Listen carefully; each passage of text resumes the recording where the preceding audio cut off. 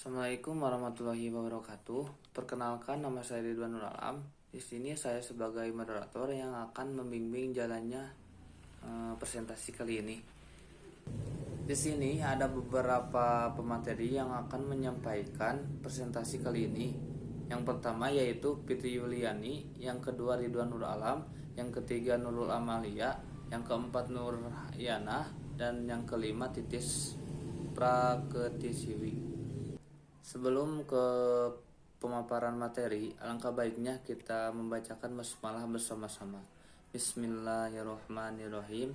Selanjutnya langsung saja ke pemateri pertama, yaitu Saudari Nurul Amalia. Kepadanya kami persilahkan.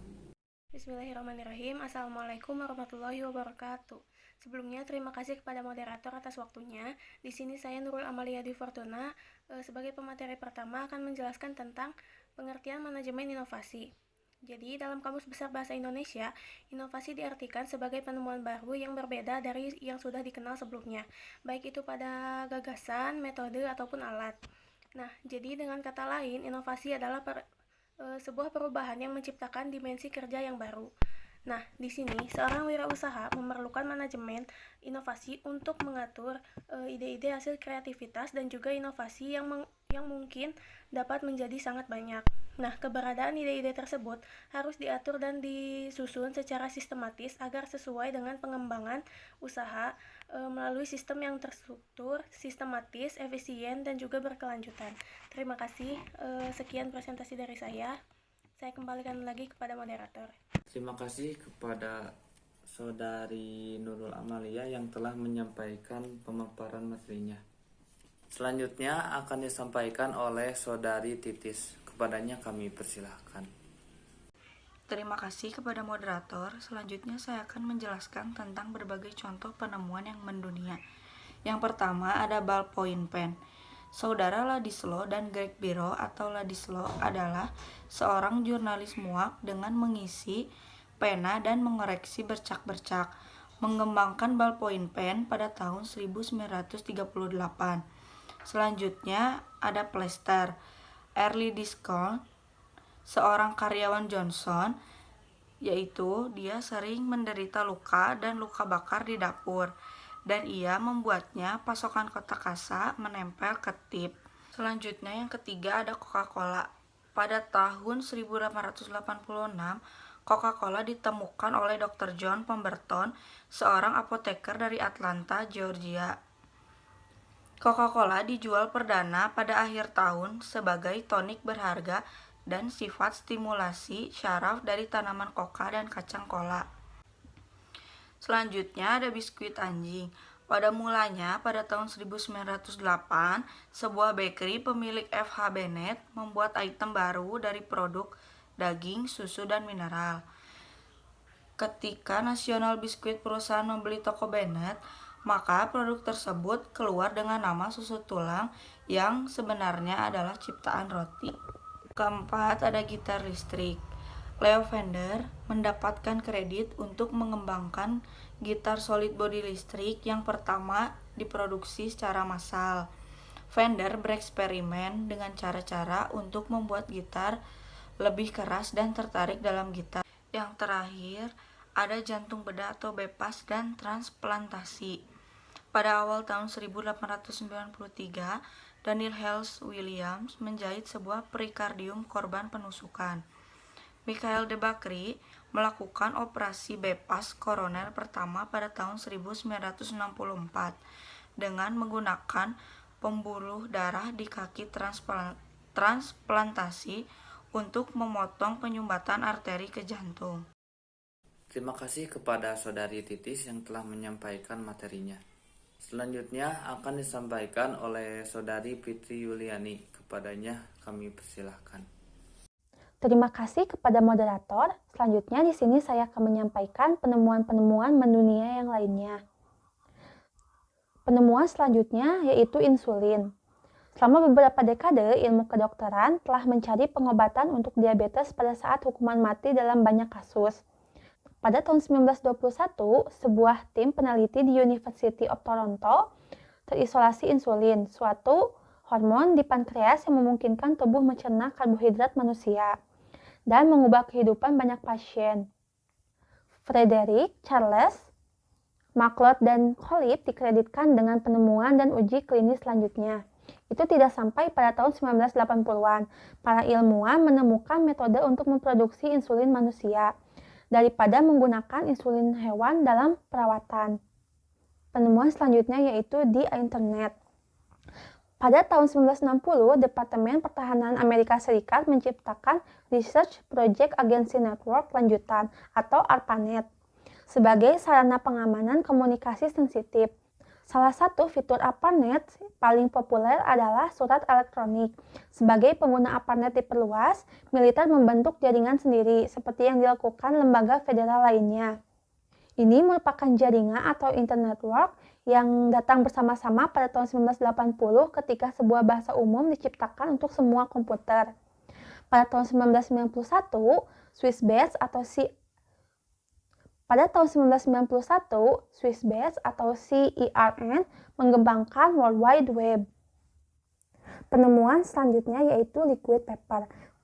Pada awal 1950-an, Beth Naismith, seorang ibu tunggal yang merupakan seorang sekretaris juga, ia tanpa sengaja mencampur botol kosong kuku dengan cat berbasis air putih.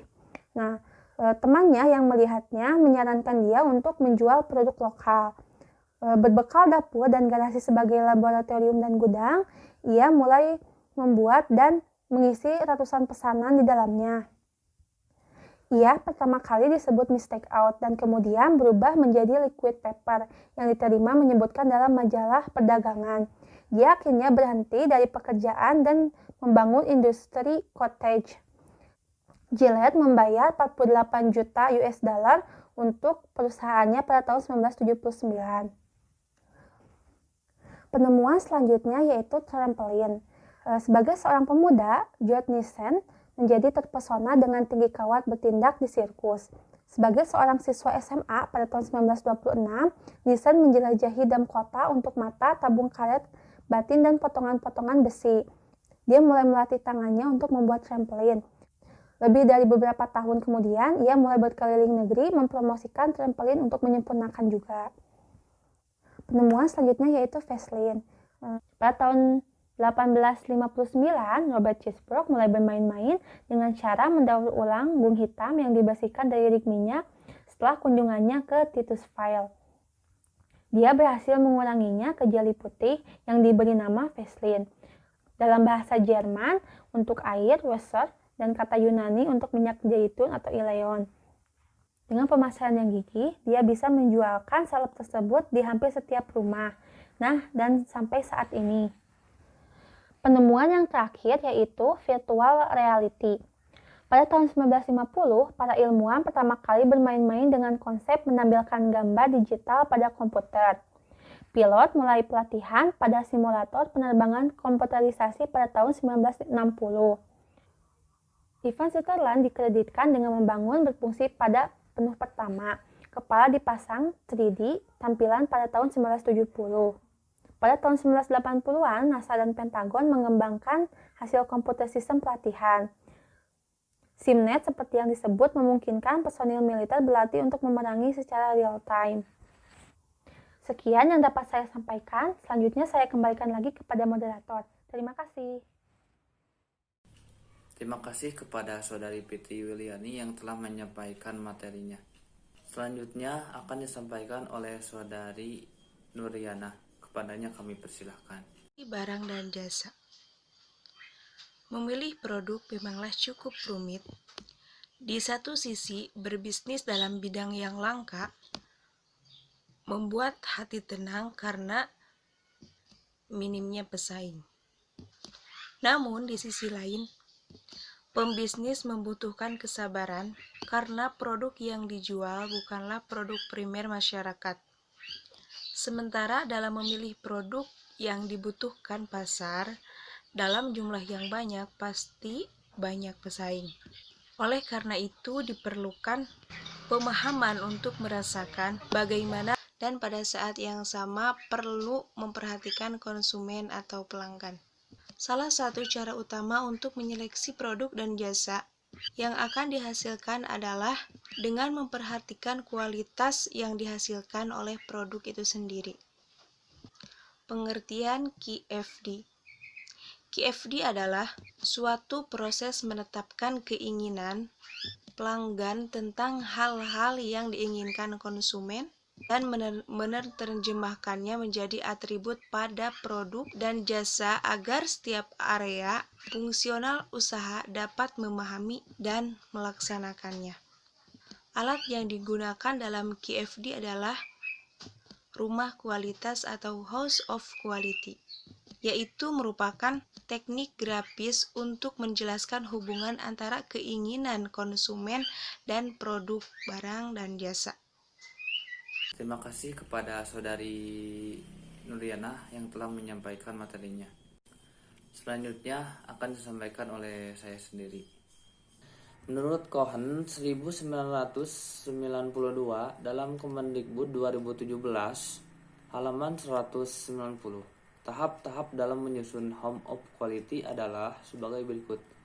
Tahap pertama, matrik kebutuhan pelanggan. Tahap ini meliputi memutuskan siapa pelanggan, mengumpulkan data kualitatif berupa keinginan dan kebutuhan konsumen, menyusun keinginan dan kebutuhan tersebut. Tahap yang kedua yaitu matrik perencanaan. Tahap ini bertujuan untuk mengukur kebutuhan-kebutuhan dan menetapkan tujuan-tujuan performansi kepuasan. Tahap yang ketiga yaitu respon teknis. Pada tahap ini dilakukan transformasi dari kebutuhan-kebutuhan konsumen yang bersifat non-teknis menjadi data yang bersifat teknis guna memenuhi kebutuhan-kebutuhan tersebut. Tahap yang keempat yaitu menentukan hubungan respon teknis dengan kebutuhan konsumen. Tahap ini menentukan seberapa kuat hubungan antara respon teknis. Tahap ketiga dengan kebutuhan pelanggan. Tahap 1. Tahap kelima yaitu korelasi teknis. Tahap ini memetakan hubungan dan kepentingan antara karakteristik, kualitas pengganti atau respon teknis, sehingga dapat dilihat apabila suatu respon teknis yang satu dipengaruhi atau mempengaruhi respon teknis lainnya. Selanjutnya, tahap yang keenam yaitu benchmarking dan penetapan target. Pada tahap ini, perusahaan perlu menentukan proses teknis mana yang ingin dikonsentrasikan dan bagaimana jika dibandingkan oleh produk sejenisnya. Alhamdulillah, pemaparan materi sudah selesai.